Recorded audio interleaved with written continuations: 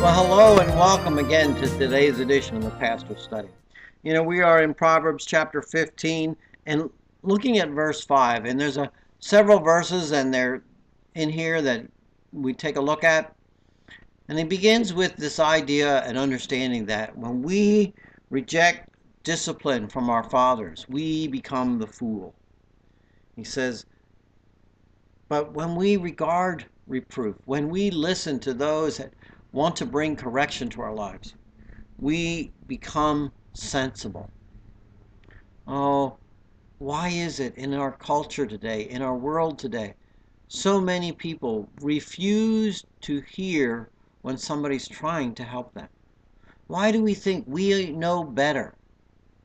And I get sometimes that we might have a better understanding of a situation, but we need to listen to what they're saying. From their perspective, they're seeing something that they believe is a problem. And a slight adjustment in our life, a slight change, could make all the difference on how others look at us and how others hear us. He says that there's great wealth in the house of the righteous, but there's trouble that becomes the income of the wicked. It goes back to listening. A righteous individual, a wise individual, they'll listen. The wicked, they could care less.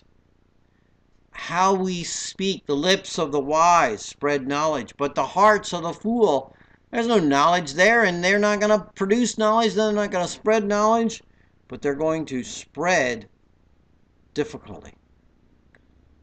And he says, you know what? If you go through the motions, if you sacrifice and you're wicked, doesn't mean anything to God. In fact, he tells us here that God considers that an abomination. Why? Because our actions are connected to our heart, not to the motions, but to the heart of our actions, the reason we are doing them. You can attend church every day of the week, you can pray every day, but if your heart is not there, if you're going because you think somehow those actions get you closer to God, and yet you walk out with no thought of God, God says that's an abomination. And you can spend every day reading the Bible, getting up, having morning devotions, having prayer. But if you're just doing it because it's some list you want to check off of, it's an abomination to the Lord. Think about it. How do we live? Or do we go after righteousness? Consider those thoughts today. Till next time, goodbye, and may God bless.